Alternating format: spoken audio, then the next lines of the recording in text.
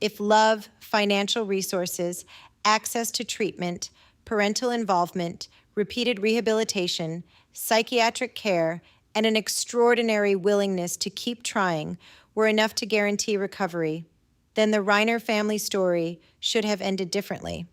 That is the question I want to sit with throughout part 2, because in part 1 we examined Nick Reiner's developmental trajectory, the reports of significant dysregulation beginning in childhood, adolescent marijuana use, progression into substances including Percocet, repeated treatment placements beginning in adolescence, periods of homelessness and instability, the complicated father-son relationship eventually explored through Being Charlie, the emergence of serious psychiatric illness, medication management, and the devastating allegations surrounding the deaths of Rob and Michelle Reiner. In this episode, however, I want to move the camera backward and widen the frame, because a family systems formulation asks us to look beyond the person carrying the most visible symptoms and examine what years of crisis can gradually do to everyone living around those symptoms. The central question, therefore, becomes less about what happened to Nick individually and more about what happens when one child's functioning becomes so unpredictable, frightening, expensive, time-consuming, and potentially dangerous that the entire family progressively reorganizes itself around keeping that child stable. Bowen Family Systems Theory gives us a particularly useful framework because Bowen did not conceptualize psychological distress as something existing exclusively inside an individual. He asked us to examine reciprocal emotional processes, meaning the ways family members continually respond to one another until their responses themselves become part of the environment. In a family confronting severe addiction and psychiatric instability, a young person's deterioration increases parental anxiety. Parental anxiety increases monitoring and intervention. Increased intervention can increase the young person's experience of being controlled. Resistance increases parental fear. Parental fear produces additional intervention. And eventually, everybody has accumulated years of evidence proving that their own position is necessary. The parents believe we have to intervene because look what happens when we don't, while the young adult may believe I cannot become independent because nobody ever stops managing me, and the terrible possibility is that both experiences can contain elements of truth simultaneously. Welcome back to the Path to Peace Therapy podcast and Dear Reality TV Lover Reality Case Studies. Real stories, real psychology, real tools. I'm Stephanie Buckley, an AMFT ADHD and OCD specialist, integrative mental health practitioner, and family systems coach. And throughout this series, we use stories already unfolding in the public conversation as psychoeducational case studies through which we can better understand addiction, attachment, neurodevelopment, serious mental illness, parenting, sibling relationships, and the reciprocal emotional processes described by Bowen Family Systems Theory. As always, the psychology I break down does not excuse behavior. Hopefully, psychology helps us understand behavior more accurately, and understanding a psychological pattern is fundamentally different from diagnosing someone I have never evaluated. Before we continue, I want to make an important clarification about this reality case study. Everything discussed in this episode is presented for educational and psychoeducational purposes and is based on publicly available reporting, interviews, statements, and information. I have never evaluated or treated Nick Reiner, Rob Reiner, Michelle Singer Reiner, Jake Reiner, Romy Reiner, or any member of the Reiner family, and I do not have access to their private medical, psychiatric, psychological, substance use treatment, or family records. For that reason, the psychological concepts we are examining, including the identified patient, parental hypervigilance, overfunctioning and underfunctioning, the rescue paradox, developmental opportunity cost, family homeostasis, sibling adaptation, and Bowen Family Systems Theory, are being used as educational frameworks for understanding patterns that can occur in families living with chronic addiction, serious mental illness, repeated treatment, and prolonged crisis.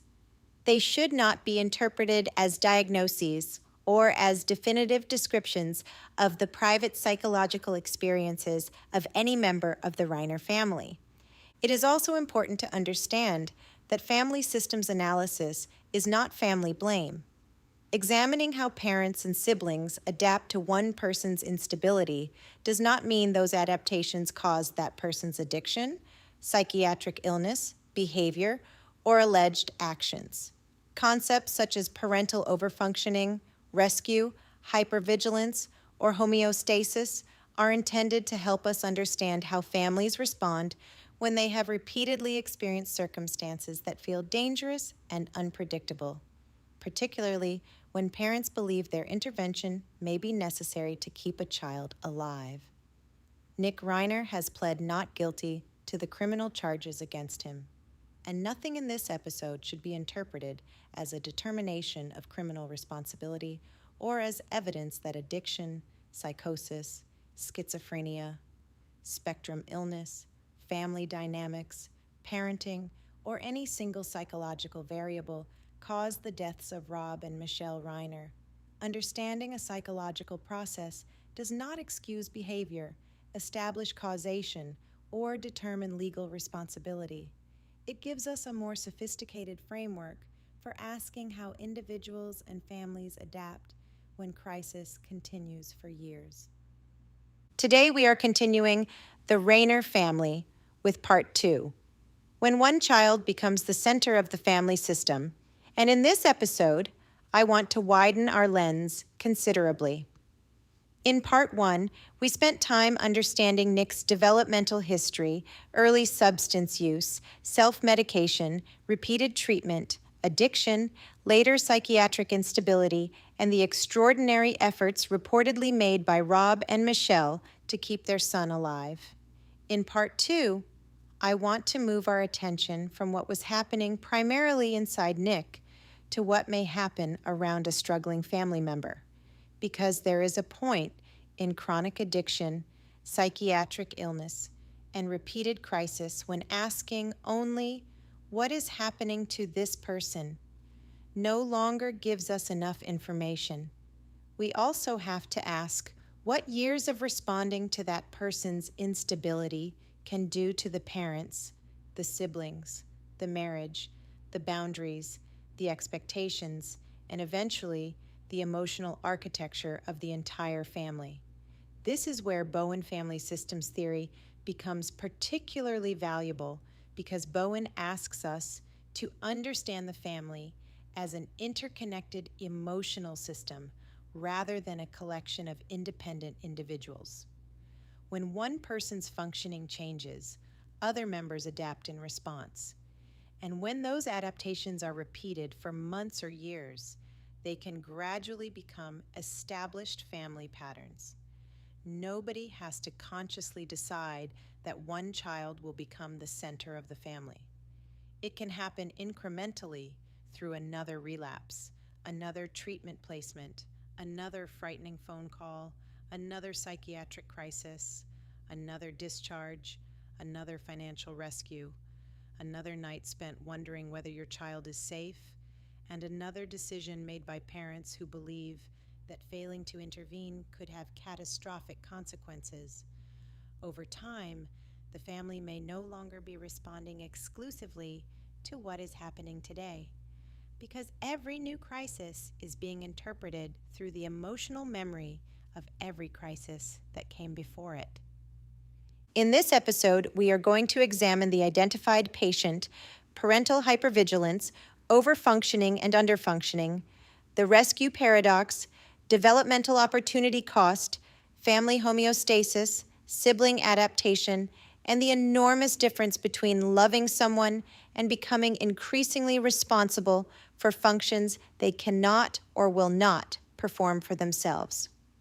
Most importantly, we are going to ask a question that extends far beyond the Reiner family and into the homes of parents everywhere who have spent years trying to save a struggling child.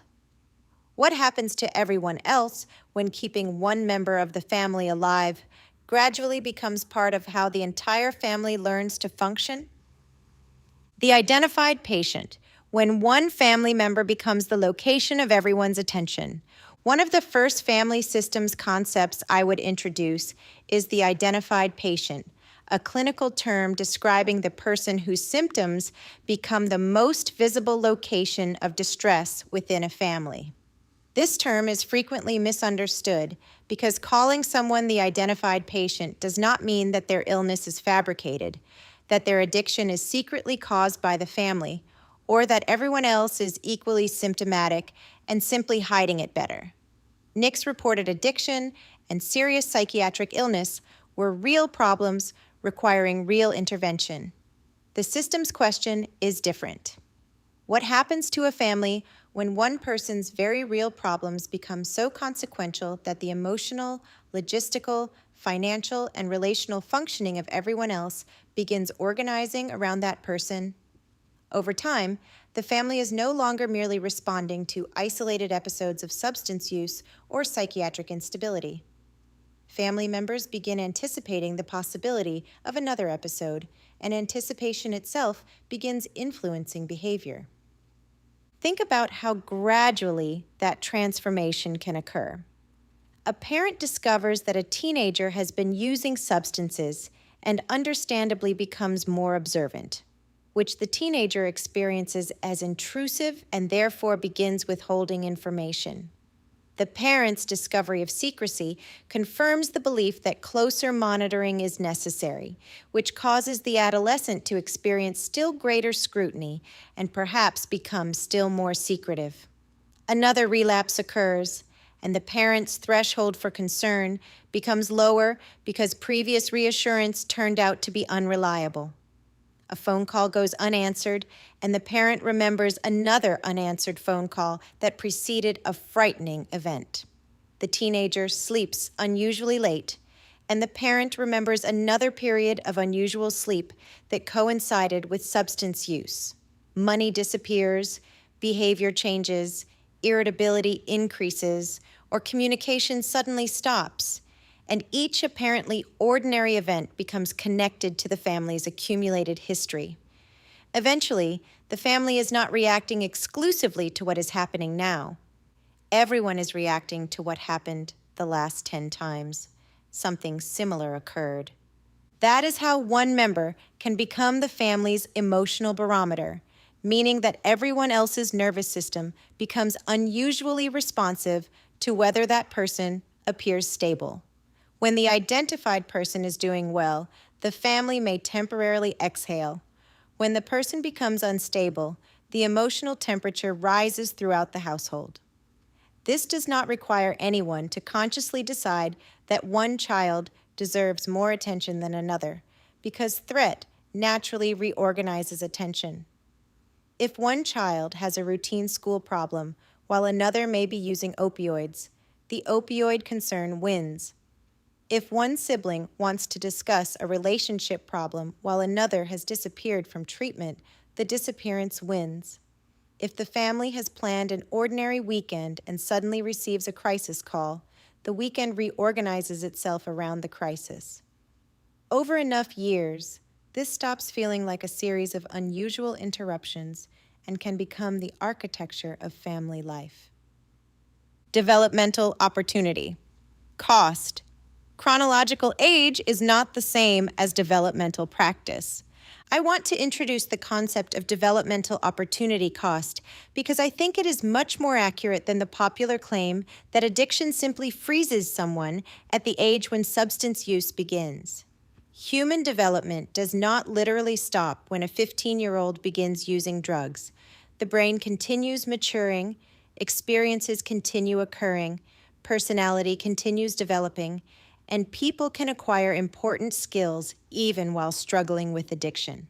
What can happen, however, is that substance use, repeated treatment, psychiatric instability, hospitalization, homelessness, and externally structured environments consume years that ordinarily contain thousands of repetitions through which autonomous adult functioning develops. The developmental problem is therefore not that time stops. It is that time continues while certain opportunities for practice become reduced, fragmented, or repeatedly interrupted. Consider everything normally being learned between approximately 15 and 25 years old. A teenager gradually learns to wake independently, organize school responsibilities, tolerate a teacher who is frustrating, maintain friendships without parental mediation, drive, manage increasing amounts of money, hold a job, answer to supervisors, make mistakes without parents immediately correcting them, experience rejection, repair relationships, regulate sleep, make decisions about alcohol and substances, manage transportation, tolerate boredom, plan ahead, estimate time, keep commitments, remember appointments, and eventually discover that adulthood means performing responsibilities even when nobody is monitoring whether they get done. None of those experiences looks particularly important when viewed individually, but collectively they create what psychologists call adaptive functioning, meaning the practical capacity to manage the ordinary demands of independent life. Now place recurrent substance use and repeated residential treatment across that same developmental window. The young person may move from home into treatment, from treatment into another structured environment, from there back home, from home into relapse, from relapse into another intervention, and eventually into another placement. Inside treatment, wake times may be determined externally, meals scheduled externally, appointments organized externally, medication monitored externally, transportation provided externally, access to substances controlled externally, and consequences administered externally. Again, those structures may be absolutely necessary and potentially life-saving, but there is a developmental consequence worth understanding. The environment is performing functions that independent adulthood will eventually require the individual to perform internally. This is why a 22-year-old can be 22 chronologically while demonstrating substantially less practice capacity in money management, frustration tolerance, planning, task initiation, impulse control, emotional regulation, or consequence anticipation. That does not make the person secretly 12 years old, nor should families infantilize them on that basis. It means that particular skills may have received fewer successful repetitions. The appropriate clinical response is therefore not simply, "You're 22, you should know this by now," because chronological age tells us how long someone has been alive, whereas functional capacity tells us what that person has repeatedly practiced successfully. The privilege paradox: what money can buy and what money cannot buy. The Reiner family also gives us an unusually powerful opportunity to examine what I would call the privilege paradox, because this appears to have been a family with access to resources that many parents confronting addiction and serious mental illness could only dream of obtaining. Financial resources matter enormously. They can provide access to residential treatment, psychiatric specialists, family therapy, therapeutic schools, sober living, transportation, medication management, legal assistance, private clinicians, and additional opportunities after previous interventions have failed. We should never romanticize the alternative, because families without those resources can spend months attempting to obtain services while watching a child deteriorate. Access can absolutely save lives, but there is a boundary beyond which money loses its power, because financial resources can purchase treatment exposure without purchasing treatment internalization. Parents can pay for therapy, but cannot purchase their child's willingness to engage honestly in therapy. They can pay for residential treatment, but cannot purchase sustained sobriety after discharge. They can obtain an excellent psychiatrist, but cannot guarantee medication adherence. They can pay rent, but cannot manufacture financial self-efficacy. They can hire executive function support, but cannot create intrinsic motivation. They can provide transportation, but cannot make someone independently arrive at future appointments. And they can provide another opportunity after another catastrophic mistake without possessing the power to guarantee that the individual extracts the developmental lesson from that opportunity. This creates a psychologically complicated problem for highly resourced parents, because when another treatment option remains financially possible, hope can repeatedly attach itself to the next intervention. Maybe this is the program. Maybe this therapist will reach him. Maybe this psychiatrist will understand what everyone else missed. Maybe this medication combination will finally stabilize him. Maybe this sober living environment will provide enough structure. Maybe this time he is older. Maybe this time he is ready. None of those thoughts is irrational, because treatment sometimes does work after multiple unsuccessful attempts, and recovery frequently involves recurrence and renewed engagement. The difficulty is that access to another option can make it extraordinarily difficult for parents to determine when continued intervention represents persistence, when it represents fear, when it represents appropriate life-saving care, and when it has become another repetition of a cycle whose structure has remained fundamentally unchanged. Treatment. Fluency is not the same as recovery. Repeated treatment also produces another phenomenon that deserves far more discussion: treatment fluency. A young person who has spent years moving through therapeutic environments can become extraordinarily sophisticated in the language of psychology and recovery. They may know how to identify triggers, discuss emotional regulation, describe coping skills, explain boundaries, talk about accountability, articulate relapse prevention strategies, name cognitive distortions, identify family patterns, and tell clinicians precisely what they have learned. To parents listening from outside, this can sound enormously hopeful because the young person finally appears to get it. But understanding something conceptually and executing it behaviorally are separate psychological capacities. Cognitive psychology distinguishes between declarative knowledge, which refers to knowing information, and procedural capacity, which involves actually performing the behavior. Someone can know that calling a sponsor is appropriate during a craving while remaining unable to make the call when shame is high. Someone can explain why sleep is essential for psychiatric stability while staying awake for 2 nights. Someone can articulate the importance of medication adherence while discontinuing medication when side effects become frustrating. Someone can describe emotional regulation skills perfectly in group therapy while being unable to access those skills during an argument outside treatment. That means a person can become exceptionally articulate about recovery without having sufficiently internalized recovery, and repeated exposure to treatment can sometimes make this discrepancy more difficult for families to recognize because the language sounds so convincing. The important clinical question is therefore not simply, can this person explain what they need to do, but can this person execute what they know when they are tired, lonely, angry, ashamed, rejected, bored, craving, dysregulated, or completely unsupervised?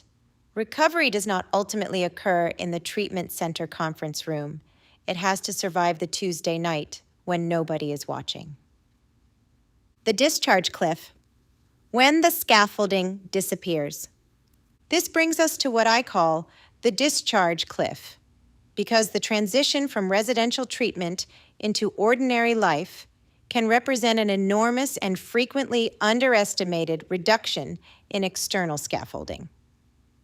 In developmental psychology, scaffolding describes temporary external support that allows a person to perform tasks they cannot yet reliably execute independently. A residential environment may provide highly structured wake times, meals, medication administration, therapy schedules, transportation, activities, substance restriction, peer accountability, supervision, and immediate consequences, meaning that many executive function demands have effectively been outsourced to the environment.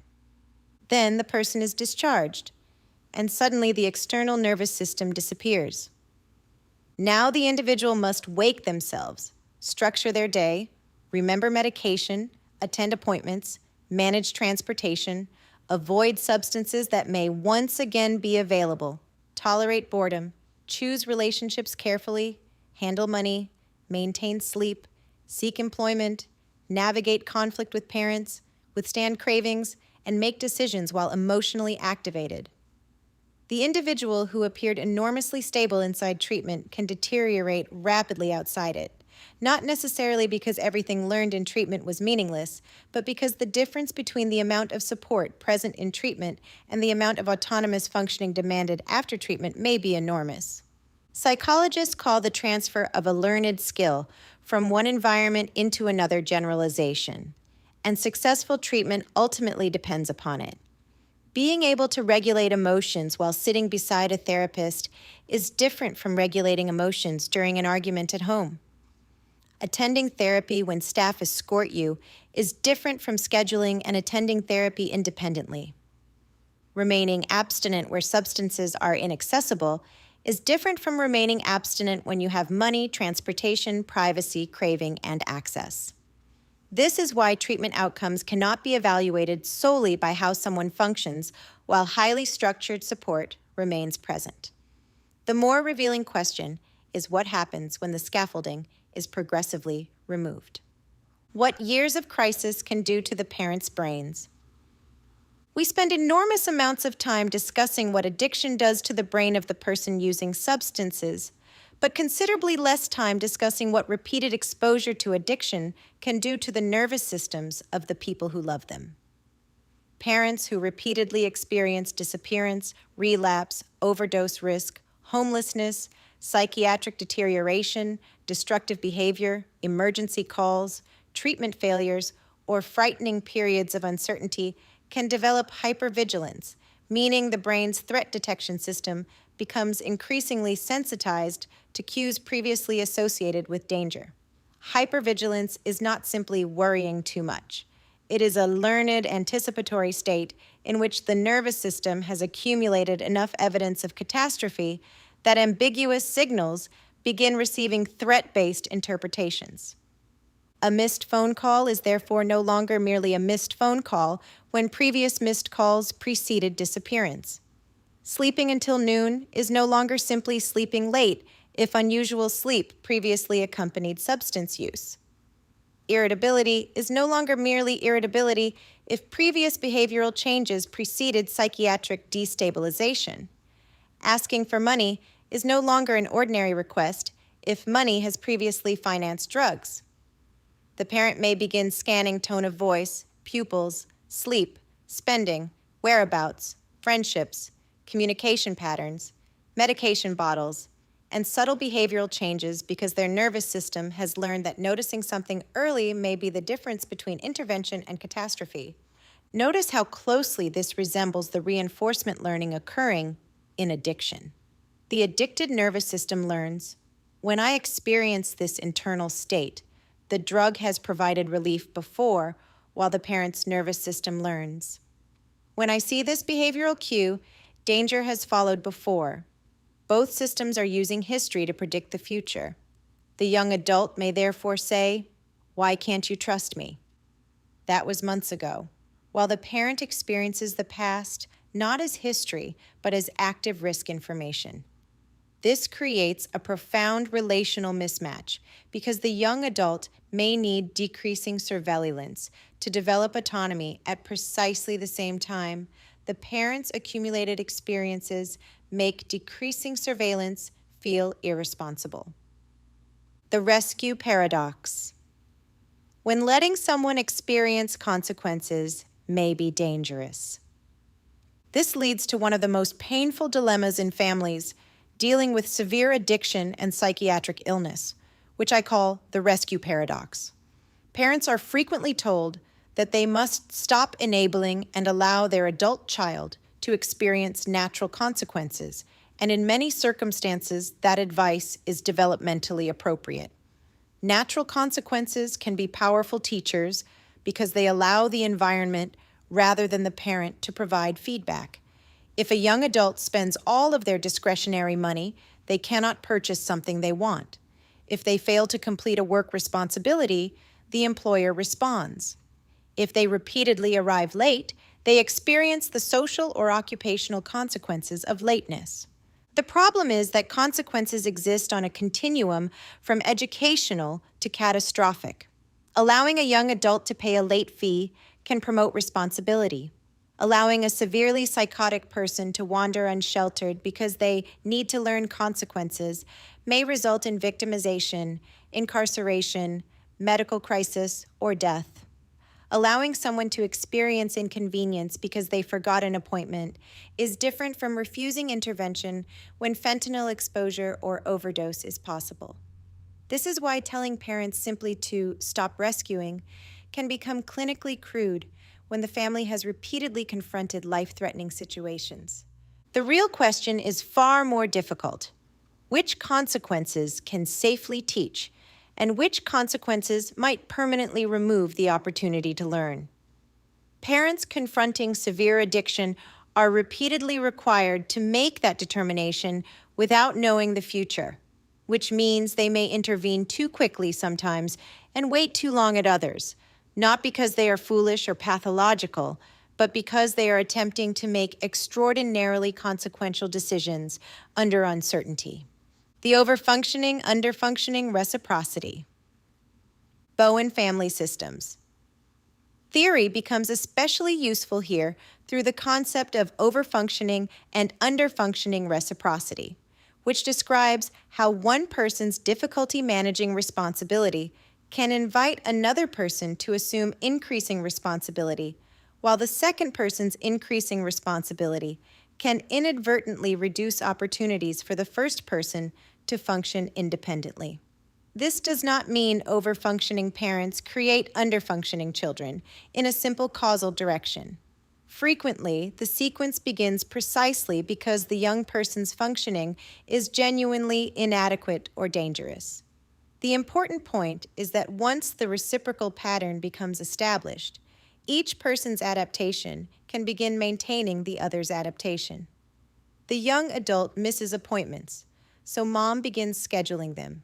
Because mom schedules them, the young adult gets less practice scheduling appointments. The young adult repeatedly runs out of money, so dad manages the finances. Because dad manages the finances, the young adult receives fewer repetitions of budgeting and experiencing manageable financial consequences. The young adult cannot reliably organize medication, so the parent begins monitoring it. Because the parent monitors it, medication adherence remains partly externally regulated. Again, some of these interventions may be medically necessary, and the solution is not to suddenly remove support from someone incapable of safely functioning without it. The clinical objective is to understand whether scaffolding is progressively transferring capacity to the individual or simply remaining permanently attached to the individual. Healthy scaffolding should ideally contain an exit strategy. The parent does it for you, then the parent does it with you, then you do it while the parent observes, then you do it and report back, and eventually you do it independently.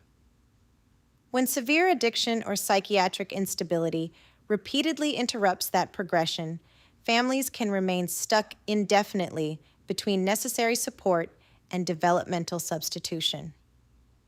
The sibling who learns to be the easy one.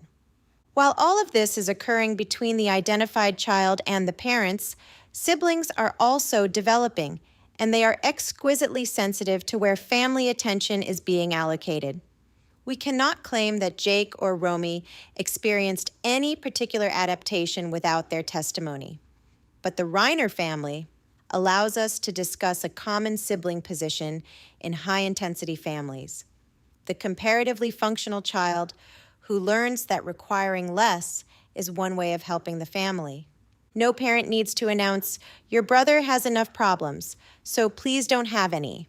Children observe emotional bandwidth. They notice when mom is exhausted. They notice when dad is preoccupied. They hear the phone calls. They see the treatment discussions. They feel when the household atmosphere changes. A child can therefore begin managing more independently, withholding ordinary concerns, becoming exceptionally responsible, excelling academically or professionally, or minimizing emotional needs because competence reduces pressure on already overwhelmed parents. Sometimes that becomes emotional parentification, which does not necessarily mean the child is literally parenting a sibling or caring for a parent. Emotional parentification can involve assuming inappropriate responsibility for the emotional stability of the family, becoming excessively self-sufficient, suppressing one's own distress, monitoring a parent's mood, or believing that remaining good is a contribution to family survival. The outward presentation may look admirable, mature, responsible, easy, successful, while the internal rule becomes something closer to, my needs are safest when they are small. Again, that is a conceptual framework, not a retrospective diagnosis of Nick's siblings. The question I would ask is simply, what does it mean to grow up beside the child everyone is trying to keep alive? Sibling. Anger and sibling love can occupy the same psychological space. One of the other misconceptions we should challenge is the idea that understanding addiction or psychiatric illness requires family members to relinquish anger. Siblings can simultaneously understand that their brother has a substance use disorder, recognize that serious mental illness can alter functioning, remember the child they once knew, love that person deeply, resent what happened to the family, feel furious about the amount of attention the crisis consumed, feel frightened by previous behavior, and grieve what their sibling relationship might have been under different circumstances. Psychology calls this ambivalence, which is not indecision, but the capacity to experience competing emotional truths toward the same person.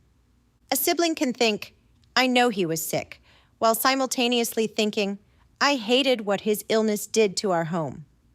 A sibling can understand why mom and dad repeatedly intervened while also wondering what those interventions cost everyone else. A sibling can have compassion for a brother's suffering while establishing a boundary that says, I cannot allow your suffering to continue governing my life. Those positions do not cancel one another.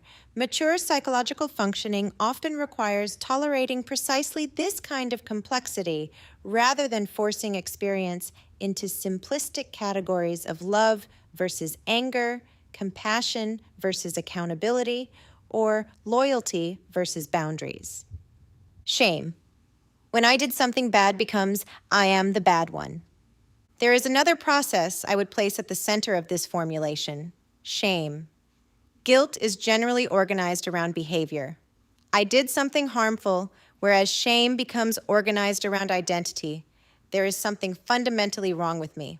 Imagine what can happen psychologically when a child experiences years of being the family member requiring intervention, then becomes the adolescent caught using drugs, then the adolescent entering rehab, then the teenager returning to rehab, then the young adult who relapses again, then the son whose parents are once again paying for treatment, worrying, monitoring, discussing, planning, and attempting to keep him alive. Even when parents never explicitly communicate, you are the problem, repeated experiences of being the person around whom crisis continually forms can gradually produce an internal identity organized around defectiveness. Shame is especially dangerous in addiction because shame often promotes avoidance rather than repair. If looking directly at what I have done produces intolerable self-condemnation, substances offer temporary escape from that self-awareness. The resulting cycle can become brutally self-reinforcing. Dysregulation contributes to harmful behavior. Harmful behavior produces shame. Shame becomes psychologically intolerable. Substances reduce the shame temporarily. Substance use creates additional harmful behavior, and the additional behavior produces still more shame. The individual eventually uses partly to escape the emotional consequences created by previous use. This is why effective accountability cannot simply mean increasing humiliation. Accountability asks a person to face behavior accurately while maintaining enough psychological organization to change it. Shame says you are irredeemably defective, whereas responsibility says you caused harm and therefore have work to do. Those are profoundly different messages to the nervous system. Family homeostasis, why even improvement requires everyone to change. Bowen's framework becomes especially interesting when we consider family homeostasis, the tendency of relational systems to develop familiar patterns and then resist rapid changes to those patterns even when the patterns themselves are painful. This does not mean families consciously want someone to remain sick, nor does it mean parents sabotage recovery because they need to feel needed. Those are reductive interpretations. Homeostasis simply means that once everyone has adapted to a particular relational arrangement, genuine change in one person requires corresponding adjustments from everyone else. If the identified child becomes genuinely stable, parents have to reduce monitoring. Reducing monitoring requires parents to tolerate uncertainty. The recovering young adult has to assume responsibilities previously managed externally. Siblings may have to renegotiate relationships that were organized around crisis. Parents who spent years functioning as treatment coordinators, financial managers, emergency responders, and protectors may suddenly confront enormous amounts of emotional space previously occupied by caregiving. The family has to discover who everyone is when the emergency is no longer the organizing principle. That can be surprisingly uncomfortable, even when everyone desperately wants recovery, because familiar pain is still familiar. The family knows how to respond to relapse. It may have far less experience responding to stable independence. The clinical goal, therefore, is not simply to remove symptoms, but to help the entire system reorganize around greater differentiation, clearer boundaries, appropriate responsibility, and reduced anxiety-driven reciprocity. Compliance versus internalization. This brings us to a distinction that may explain why repeated treatment can produce genuine periods of improvement without sustained recovery. Compliance is not the same as internalization. Compliance means performing the desired behavior because the external environment requires, monitors, or rewards it. Internalization means the behavior has become sufficiently integrated that the individual continues performing it when nobody is supervising. Someone can remain abstinent inside a highly controlled environment because substances are unavailable. But recovery must eventually survive an environment in which substances are available. Someone can take medication when staff administer it, but medication adherence must eventually survive a morning when nobody checks. Someone can attend therapy when transportation is arranged, but treatment engagement must eventually survive the need to schedule the appointment, remember it, organize transportation, arrive on time, tolerate discomfort during the session, and return the following week. Someone can follow a structured schedule when the schedule is posted and enforced, but independent adulthood requires generating structure when nobody supplies it.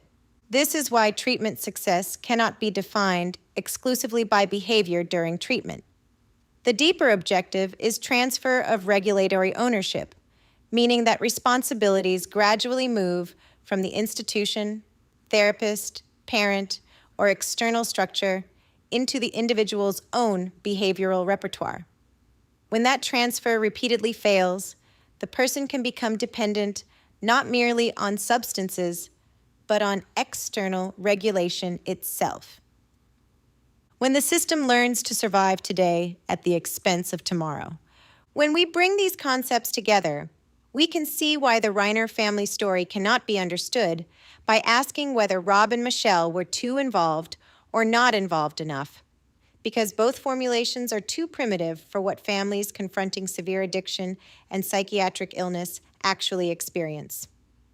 Their behavior appears to have developed within a system in which intervention repeatedly became necessary, and every successful rescue reinforced the belief that intervention was necessary again.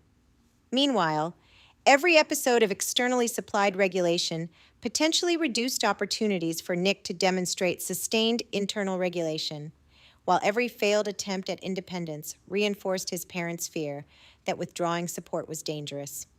This creates a system capable of becoming extraordinarily effective at surviving the immediate crisis while remaining poorly equipped to exit the crisis cycle. That is different from saying the system caused the problem. The system adapted to the problem. And adaptations that are life-saving in one developmental period can become constraining in another. What happens when the people who have always carried the system are gone? This may be the most difficult family systems question of the entire Reiner story. If Rob and Michelle occupied the primary intervention position for decades, researching, paying, attending, worrying, advocating, communicating, monitoring, hoping, and repeatedly responding, then their deaths did not simply remove two parents from this family. They removed two central regulatory figures from a system that had organized around their involvement for years. That immediately creates the possibility of a role vacuum. Who communicates with attorneys? Who talks to psychiatric professionals? Who receives information? Who visits? Who advocates? Who maintains contact? Who worries about what happens next? And underneath all of those questions sits the one family systems question that I imagine many listeners will instinctively ask. Who takes care of Nick now? The answer is not automatically Jake and Romy. That is where Bowen's concept of differentiation of self becomes enormously important. Differentiation means maintaining the capacity for thoughtful, values-consistent decision-making while remaining emotionally connected to a family system, rather than allowing the system's anxiety to dictate one's behavior. Jake and Romy are entitled to determine what relationship, if any, they can psychologically sustain with their brother. They are entitled to anger, grief, distance, compassion, boundaries, ambivalence, or combinations of those experiences that may change over time. Their parents' decades of caregiving do not create a psychological inheritance requiring the surviving siblings to become the next caretakers. Rob and Michelle were Nick's parents. Jake and Romy are his siblings. Those positions carry fundamentally different obligations. Every one of those statements contains something psychologically seductive, because each creates the possibility that there was one correct door somewhere in the past, and if Rob or Michelle had simply opened that door, the ending could have been prevented. But retrospective analysis gives us something parents living inside these situations never possess. We know what happened next. They did not. They were making decisions while their child was 15, then 16, then 17, then 18, then 20, then 25, and eventually older. And every decision was being made with incomplete information while the family carried the emotional memory of everything that had already happened. They were listening to professionals who may have offered conflicting recommendations, trying to determine whether another intervention represented life-saving treatment or another unsuccessful cycle, attempting to balance autonomy against safety, worrying about the effects on their other children, and repeatedly confronting a question no parent should have to answer with certainty. How much do I intervene when doing too little could be catastrophic, and doing too much could interfere with the development of independence? That is why I do not think the most useful question after examining this family is, what did Rob and Michelle do wrong? I think the more psychologically rigorous question is, what happens to parents when they spend years attempting to solve a problem for which every available solution has limitations, while believing that choosing incorrectly could cost their child his life? And what happens to the young person when those parents become simultaneously the people he needs most and the people whose involvement he experiences as evidence that they do not believe he can function independently? What happens to the siblings who grow up beside that relationship? What happens when enormous financial resources create more opportunities for intervention but cannot manufacture internal motivation? What happens when treatment teaches someone what recovery sounds like before recovery becomes something they can independently live? What happens when the nervous system learns to seek chemical regulation? The treatment system supplies institutional regulation, the parents supply family regulation, and adulthood eventually requires self-regulation. And what happens when the parents who have spent decades carrying much of that regulatory burden are suddenly gone? That, to me, is the deeper psychology of the Reiner family story. It is not simply a story about whether parents loved enough, spent enough, intervened enough, established enough boundaries, or found enough treatment. It is a story about the limits of parental control in the presence of severe addiction and serious psychiatric illness, and that may be among the most painful developmental truths for any parent to confront, because parenting teaches us for years that our job is to intervene. When our children are babies, we feed them. When they are toddlers, we keep them from running into the street. When they are children, we organize their environments. When they are adolescents, we continue providing scaffolding while gradually transferring responsibility. And eventually, parenting requires something psychologically opposite to everything that came before. It requires tolerating the fact that love and control are not the same thing. Parents can influence, parents can provide, parents can scaffold, parents can set boundaries, parents can seek treatment, parents can offer another opportunity, parents can refuse to participate in destructive behavior, parents can remain emotionally connected, parents can sometimes save a life. But parents cannot manufacture another adult's recovery. That boundary does not make parental involvement meaningless. It makes the parent's role more accurately defined. Influence is enormous, but influence is not omnipotence. And that is why Rob's statement from Part 1 remains so haunting when viewed through everything we have discussed here. At some point after treatment, relapse, fear, intervention, hope, disappointment, and another attempt, his objective had been reduced to keep him alive until he's 25. That statement is not simply about Nick. It tells us what had happened to the parents. Their horizon had contracted from imagining the life their child might build to trying to preserve the possibility that he would remain alive long enough to build one.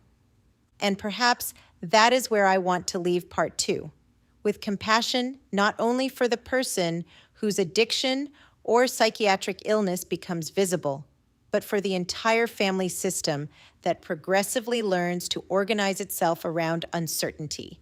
Because while one member may carry the diagnosis, everyone in the family develops adaptations to living beside it. Some become rescuers, some become monitors, some become exceptionally independent. Some become angry, some become exhausted, some become frightened of letting go.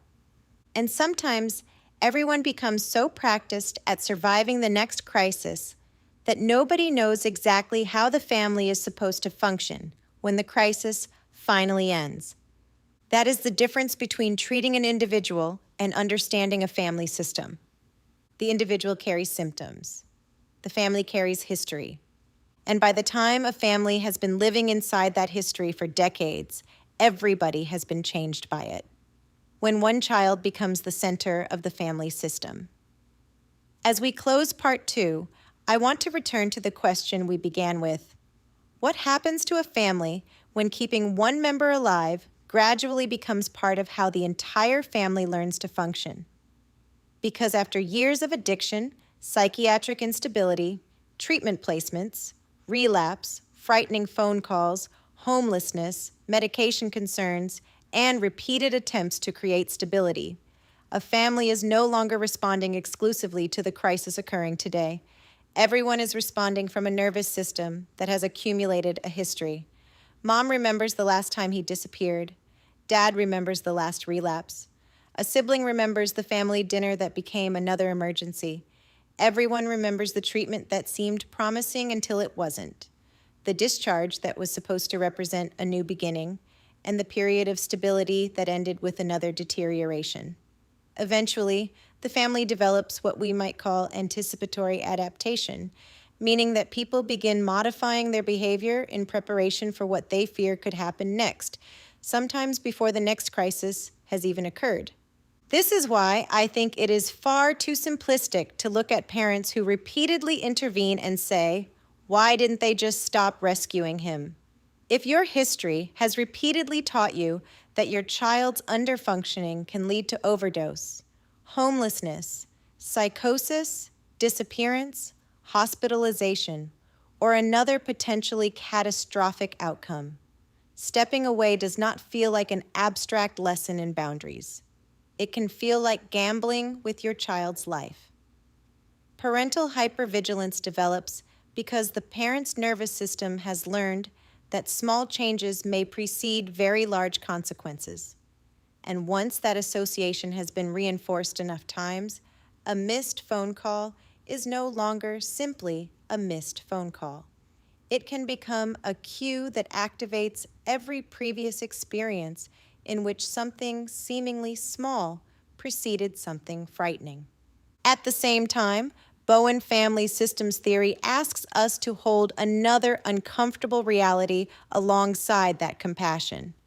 When one person repeatedly underfunctions, the surrounding system frequently begins compensating, and the more efficiently the surrounding system compensates, the more difficult it may become to determine what that person can actually do independently. That is the painful reciprocity of overfunctioning and underfunctioning. The parent makes the appointment because otherwise it may not happen, pays the bill because otherwise housing may be lost, arranges transportation because otherwise treatment may be missed, finds another program because the previous program did not hold, provides another place to live because homelessness feels intolerable, and intervenes again because the consequences of not intervening appear potentially catastrophic. Each individual decision may make complete sense, while the cumulative pattern gradually creates a family in which one person's functioning and another person's functioning become increasingly intertwined. That is the rescue paradox I want parents to carry with them. Sometimes rescue is absolutely necessary. Sometimes rescue prevents irreversible harm, and sometimes rescue keeps somebody alive long enough to eventually recover, while repeated rescue can also remove some of the natural opportunities through which competence, self-efficacy, frustration, tolerance, problem-solving, and autonomous functioning ordinarily develop. Those truths are not mutually exclusive. Parenting a young person with serious addiction or psychiatric illness frequently means living inside precisely these kinds of contradictions, where protecting someone today and preparing them for tomorrow do not always point toward the same intervention. And then there is developmental opportunity cost, because while all of this is happening, time continues moving. A teenager becomes 18, 18 becomes 21, 21 becomes 25, and chronological age can create the appearance of adulthood even when many of the developmental experiences associated with adulthood have been interrupted. A young person repeatedly cycling between intoxication, withdrawal, treatment, highly structured environments, psychiatric instability, homelessness, and parental rescue may simply have had fewer repetitions of ordinary adult problem solving than a same-aged peer. That does not mean the person is incapable of developing those skills. It means we need to understand that age measures time lived, while development also reflects capacities practiced. And I especially want to remember the siblings, because the child experiencing the crisis is not the only child being shaped by the crisis. When danger repeatedly reorganizes parental attention, another child may learn to become exceptionally independent, exceptionally compliant, exceptionally successful, emotionally self-contained, or simply reluctant to add another problem to a household that already feels overwhelmed. We cannot presume that this describes Jake or Romy Reiner's private experience, but the Reiner story gives us an opportunity to ask a question relevant to countless families. What happens developmentally to the child who becomes the one we don't have to worry about because another sibling requires so much intervention? Sometimes being the easy child is temperament. Sometimes it is adaptation. Sometimes it is both. This is why the concept of the identified patient is so useful when it is understood correctly. It does not tell us that the family caused the identified person's illness, nor does it suggest that everybody in the family is equally responsible for the behavior of the symptomatic member.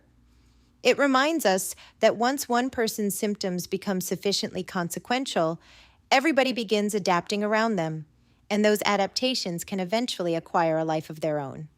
The identified patient may be the person visibly struggling, while the entire family is living with the consequences. So if there is one thing I want you to carry from part 2, it is this. Families adapt to survive what keeps happening to them. The question is not whether those adaptations were originally understandable. Frequently, they were. The more sophisticated question is whether a strategy developed during one stage of crisis remains useful during the next stage of development. A behavior that kept a 15-year-old alive may not be the same behavior that helps a 25-year-old develop autonomy, and a parent's greatest challenge may eventually become determining when protection is still necessary, when protection has become overfunctioning, and how to tolerate the extraordinary anxiety that comes with allowing another adult to assume responsibility for a life you have spent years trying to preserve. And that brings us directly to part 3. When treatment is also a business. In part 3, we are going to follow the family out of the home and into another system that can become enormously influential when parents are frightened, the behavioral health treatment system itself. Public reporting has described Nick Reiner as moving through numerous treatment environments across adolescence and emerging adulthood, and that history raises a question I believe parents should be permitted to ask without being characterized as cynical, difficult, or anti-treatment. When a professional tells me that my child needs residential treatment, extended care, another 30 days, another placement, sober living, wilderness treatment, or another level of care, how do I evaluate that recommendation when the organization providing the treatment may also receive revenue if I say yes? We are going to talk about authority bias, which is our tendency to place greater weight on recommendations made by people we perceive as experts, particularly when we ourselves feel frightened and uncertain, and we are going to combine that with information asymmetry, which occurs when one party in a decision possesses substantially more information than another. The clinician understands treatment better than the parent. The facility understands its program and billing structure better than the parent. The insurance company understands the insurance contract better than the parent, and yet the parent may be the person being asked to make an extraordinarily consequential decision while possessing the least specialized knowledge in the room. We will also examine the principal-agent problem, a concept from economics and healthcare ethics that becomes important whenever one person must rely upon another person's expertise to make decisions they cannot independently evaluate. If a treatment professional recommends another 30 days of residential care, the parent may have no independent way of knowing whether 30 additional days are medically necessary, whether another level of care could accomplish the same objective, whether the current program is adequately matched to the patient's diagnosis, or whether another facility might be more appropriate. None of this means the recommendation is financially motivated. It means the person receiving the recommendation deserves enough transparency to understand how that recommendation was reached. And then we are going to talk about something families often discover only after entering the system. Insurance coverage is not the same thing as unlimited access to treatment. We will examine mental health parity, medical necessity, prior authorization, in-network and out-of-network treatment, utilization review, residential treatment coverage, what can happen when the treatment team believes a patient needs continued care While an insurer believes that level of care is no longer medically necessary, and the extraordinarily painful position of the parent standing between those two institutions thinking, I don't care which one of you is right, I just don't want my child to die.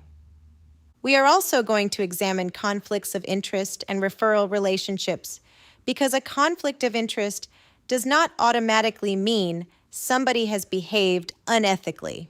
It means another financial, professional, organizational, or personal interest exists that could potentially influence judgment.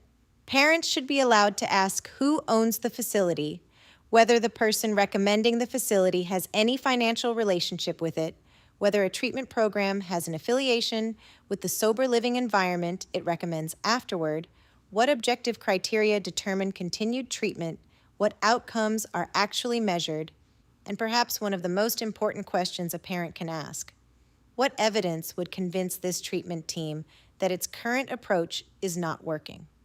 Because after one treatment placement, the question may reasonably be, did it work? After another, the question may become, what should we change? But after treatment number 5, 8, 12, 17, or 18, I believe the clinical question has to become larger. Are we changing the treatment formulation, or are we simply changing the treatment location? Are we treating addiction while missing emerging psychosis?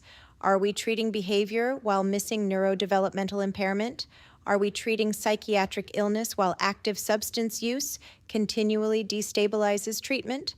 Are we repeatedly providing external regulation without successfully transferring those capacities into life after discharge? Are transitions failing? Are we measuring outcomes? And what have all of these previous treatment experiences actually taught us? We will also examine the sunk cost effect, the psychological tendency to continue investing, partly because we have already invested so much, and what I call the hope economy, because families seeking behavioral health treatment are not simply purchasing therapy sessions, room and board, psychiatric appointments, or treatment days.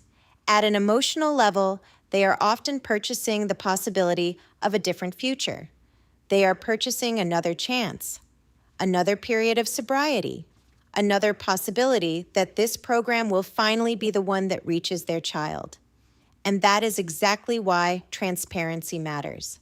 Because when parents are frightened enough to hand another institution their child, their trust, and potentially an extraordinary amount of money, they deserve more than reassurance. They deserve evidence. They deserve informed consent. They deserve transparency. So join me for the Reiner family. Part 3. When treatment is also a business, where we are going to examine what parents need to understand about rehab, insurance, treatment recommendations, financial incentives, repeated placement, and the extraordinary vulnerability of families making healthcare decisions while terrified for someone they love. I'm Stephanie Buckley, an AMFT, ADHD, and OCD specialist, integrative mental health practitioner, and family systems coach. And this is the Path to Peace Therapy podcast, Dear Reality TV Lover Reality Case Studies. Until next time, we will keep putting on the therapist's glasses, because understanding another family story is not about deciding what we would have done while standing safely outside of it. It is about understanding the psychological forces acting upon people who had to make decisions while they were still living inside it.